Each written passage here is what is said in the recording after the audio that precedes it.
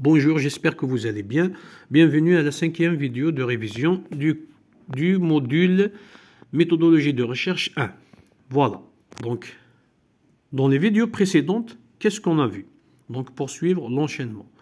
Donc, on a vu donc, le choix du thème. La première chose, c'est donc le choix du thème.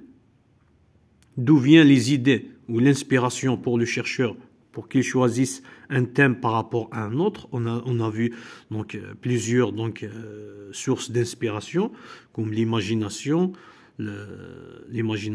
l'observation par exemple de l'entourage, une discussion ou un débat qui aboutit à le choix d'un sujet, les expériences vécues du chercheur. L'essentiel, on a vu beaucoup d'éléments.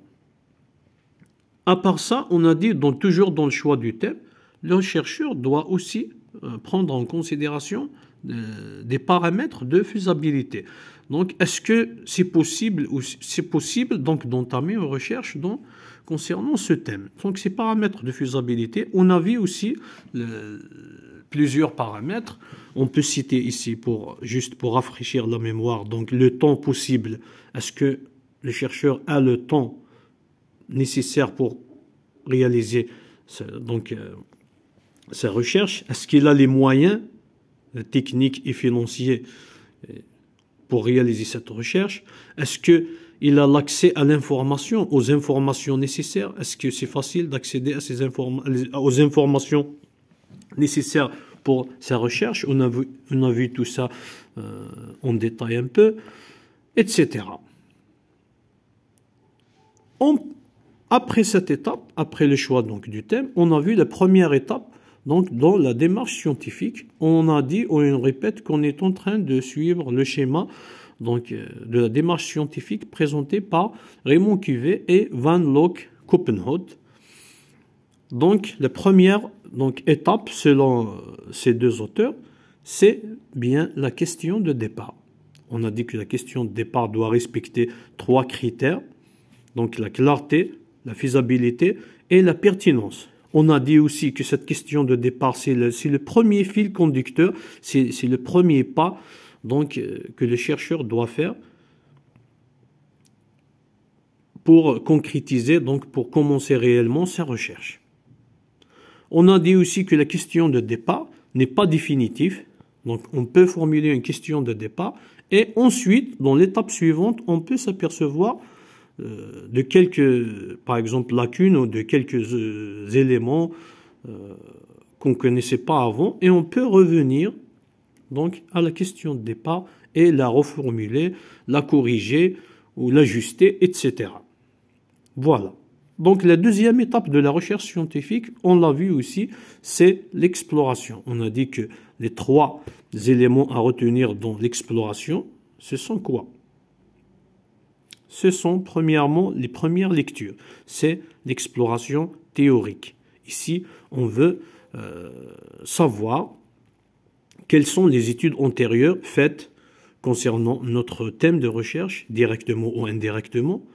Quelles théories ont été utilisées, mobilisées pour l'analyse, pour l'interprétation des données concernant toujours notre thème. Voilà. C'est la revue de littérature. C'est une revue de littérature. On va découvrir les recherches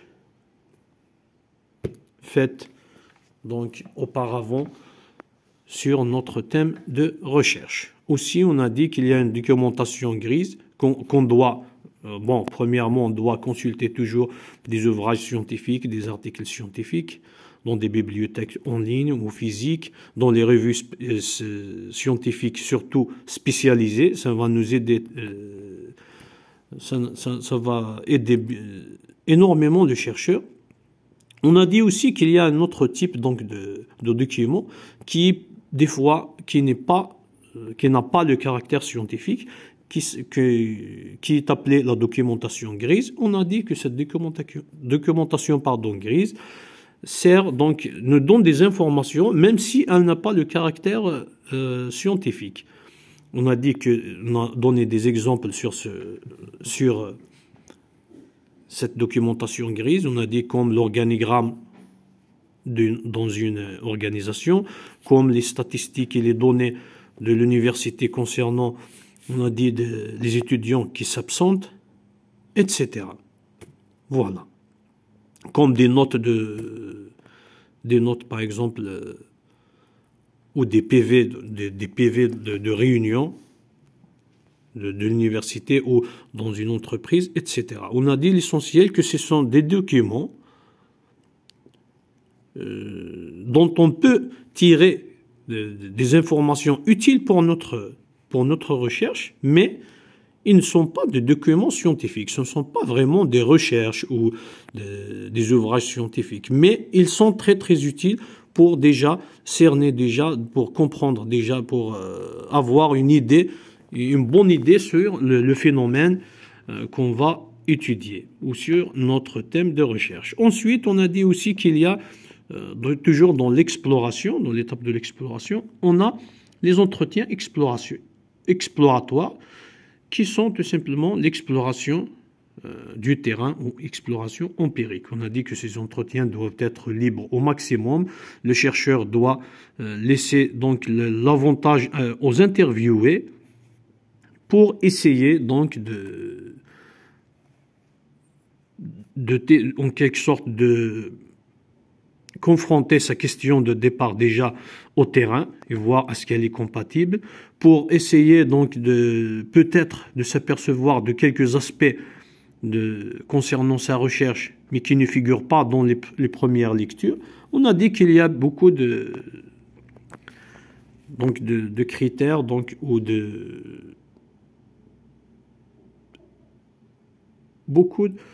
beaucoup d'éléments à prendre en considération pour que ces entretiens exploratoires soient utiles pour le chercheur. On a dit donc il ne faut pas que le chercheur prenne position par les propos des interviewés. Il ne faut pas qu'il pose beaucoup de questions. Il faut toujours laisser les libertés. Il faut juste qu'il encadre seulement l'interviewé pour parler concernant ce sujet. On a dit qu'il y a 3 catégories donc de personnes à interviewer lors des entretiens exploratoires. On a dit qu'il y a donc premièrement la population concernée directement par le phénomène, aussi les experts dans le domaine de notre recherche, aussi les témoins privilégiés qui sont des personnes grâce à leur position, peut-être à leur travail, à leur position, à leur position dans la société, ils ont accès à des informations très importantes concernant notre sujet. Ils ne sont pas directement reliés au phénomène qu'on étudie, mais ils ont une position qui leur procure donc des informations très importantes pour notre sujet. Et aussi, le troisième point, j'ai failli oublier, c'est les méthodes complémentaires. Ces méthodes complémentaires, on a dit comme l'observation ou l'analyse du contenu. Ces méthodes complémentaires, on a dit généralement le chercheur n'a pas besoin d'aller donc à utiliser ces méthodes complémentaires. Mais dans certains cas, selon les situations, selon la nature du thème, selon aussi donc ce que le chercheur veut, les objectifs du chercheur dans sa recherche. Donc, il peut, dans certains cas, s'avérer qu'il faut donc utiliser aussi ces méthodes complémentaires comme l'observation ou l'analyse de contenu. Maintenant, on a fait l'exploration théorique, on a lu, on a fait des résumés, on a fait des commentaires sur ce qu'on a lu, on a fait des entretiens exploratoires, on les a analysés, on a tiré donc quelques idées et tout. Maintenant, c'est la problématique. La problématique, c'est quoi? La problématique, c'est l'art de poser une question. C'est l'approche théorique qu'on décide d'adopter dans notre recherche. C'est un raisonnement, c'est un cheminement logique. Voilà. La problématique est un énoncé où le chercheur explicite le raisonnement qu'il a suivi pour choisir le cadre théorique et ensuite arriver à une question centrale de recherche. Qu'est-ce que ça veut dire? Bon, la problématique déjà, premièrement, c'est un énoncé. Genre, c'est un texte, ça dépend de combien de pages, pardon. Ça dépend, donc dans le doctorat, on trouve beaucoup de pages. Dans le mémoire donc, de master, par exemple, on trouve 1 page, 2 pages, par exemple. Ça dépend de l'ampleur de la recherche. Ça dépend de l'ampleur de la recherche. Donc cette problématique, c'est quoi exactement? Donc on a dit c'est un texte où le chercheur va expliciter, va préciser comment il a raisonné, quelle logique il a suivi pour choisir une théorie, un cadre théorique, une perspective qu'il va donc utiliser pour aborder son sujet. Et à la fin, il va, tout son raisonnement, le choix de la théorie et tout son raisonnement va aboutir à la fin de la problématique à formuler une question centrale de recherche. Cette question centrale de recherche vient donc de la question de départ qui est reformulée et ajustée, et après les lectures, après donc un raisonnement ou un travail intellectuel donc, du chercheur, il va arriver à une question centrale de recherche. Cette question centrale de recherche, c'est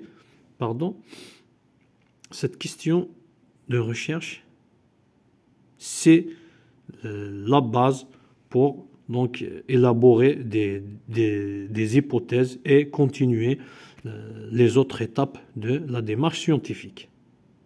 Voilà. Donc toujours une problématique, c'est vrai, on la voit comme si c'est un texte.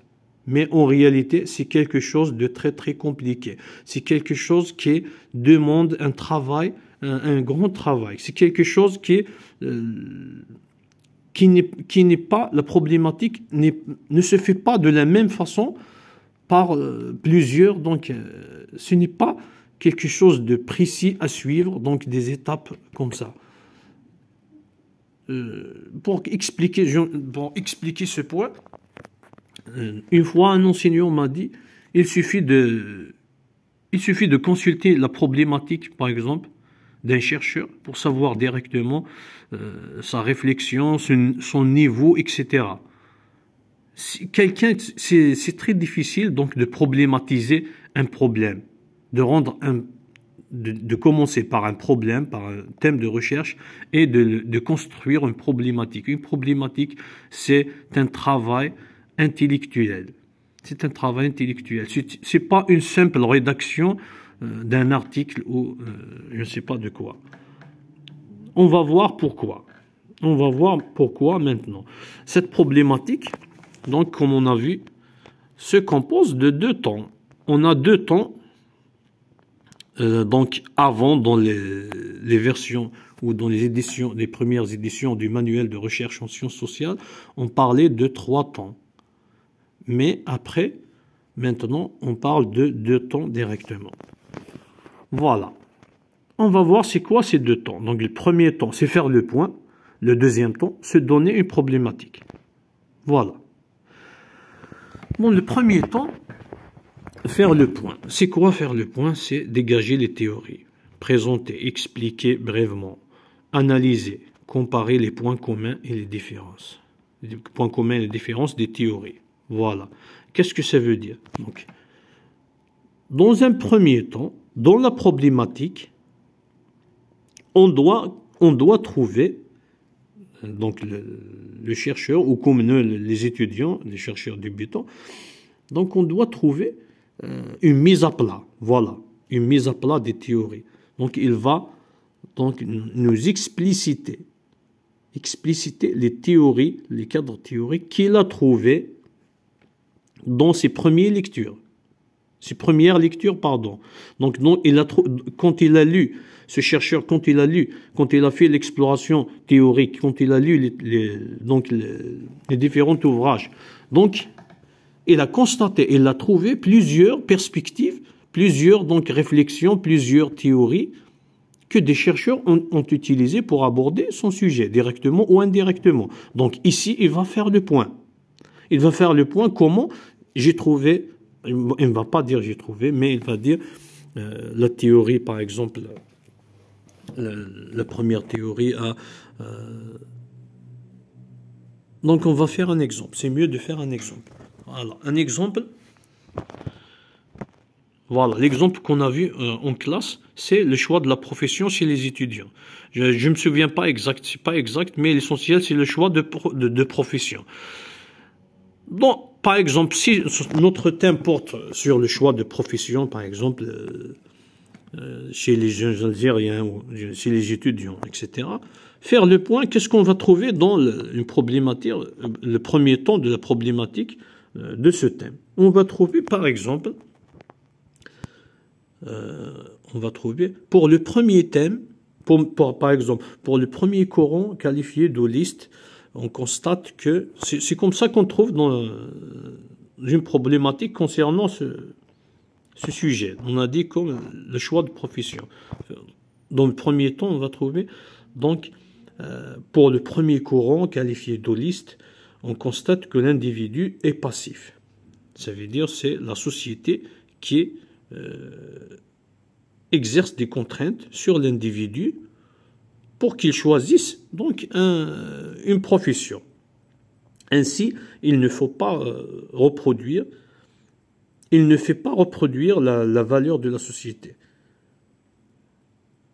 Autrement dit, le choix de la profession résulte de prédéterminants sociaux. Ça veut dire qu'il est contraint de choisir une profession.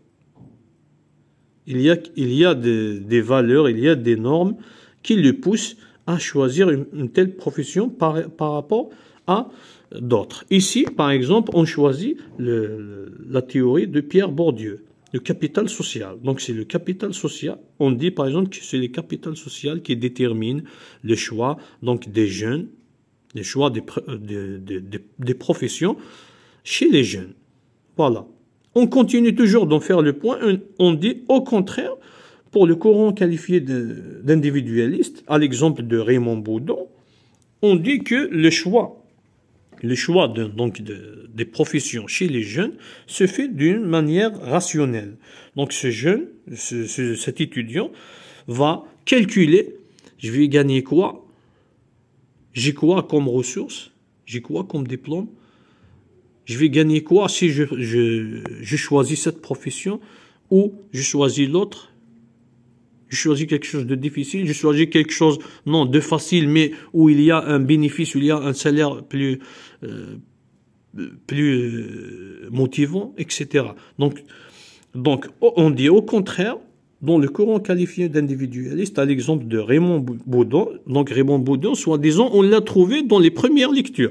Pour Pierre Bourdieu, on l'a trouvé aussi quand on a fait les premières lectures.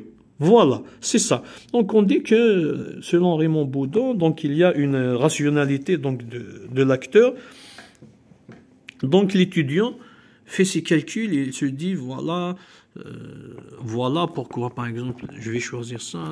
Ici il y a beaucoup l'horaire ne me convient pas, mais ici je travaille moins d'heures et je peux accumuler plus de salaire, etc., etc., etc. Voilà, c'est ça faire le point. C'est dégager les théories qu'on a trouvées dans les premières lectures. Voilà, c'est ça. Bien sûr, on va expliquer brièvement chaque théorie, parce qu'on a bien lu, on a résumé, on a fait des commentaires sur nos lectures. Donc, on va dire toujours dans notre exemple, on va dire pour Raymond Boudon, plutôt pour Pierre Bourdieu, il préconise que c'est le capital social qui définit donc les choix de cet étudiant. Par contre, pour l'autre, pour Raymond Boudon, on qualifié d'individualiste, il préconise que c'est l'acteur est rationnel, donc l'étudiant va faire des calculs, il ne sera pas contraint de la société, etc. Il va juste chercher donc en quelque sorte son bénéfice ou voilà, son bénéfice par rapport aux avantages qu'il va avoir dans cette profession. C'est l'exemple de faire le point. Ici, donc, donc pourquoi je dis toujours que c'est un enchaînement. Donc, si on ne fait pas de lecture, si on ne lit pas, si on ne comprend pas, on ne sera pas capable donc d'entamer, de produire, de créer cette problématique. Voilà. C'est ça. L'essentiel, c'est ce que se fait dans le premier temps. Le premier temps, donc, on a dit, on dégage les théories qui ont traité notre sujet, on élucide, on explique brièvement, on analyse, on compare les points communs et les différences entre les théories qu'on a trouvées dans les premières lectures. Le deuxième point, c'est quoi? Se donner une problématique. Se donner une problématique, tout simplement, c'est quoi? C'est choisir un cadre théorique. Voilà. Choisir un cadre théorique et justifier en connaissance de cause. Après une comparaison entre l'exploration théorique et l'exploration empirique. Expliciter le choix et utiliser les concepts propres au cadre théorique choisi. Qu'est-ce que ça veut dire? Dans le deuxième temps, on a dit se donner une problématique. Qu'est-ce que ça veut dire? On va choisir une théorie, par exemple.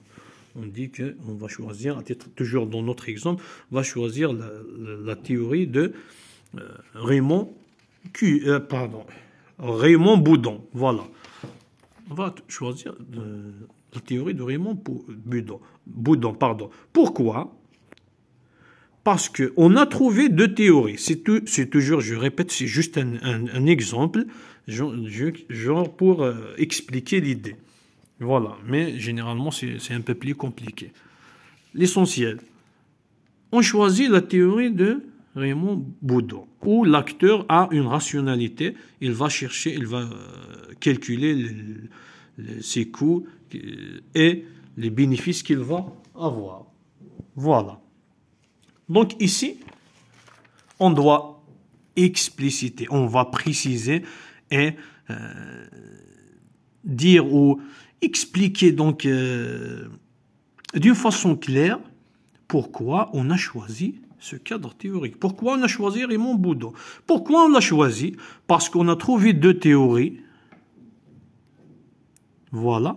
Et on a comparé ces deux théories par rapport à l'exploration empirique, par rapport aux entretiens exploratoires. Dans les entretiens exploratoires, à titre d'exemple, qu'est-ce qu'on a trouvé? On a trouvé que tous les individus qu'on a interviewés, ils parlent toujours.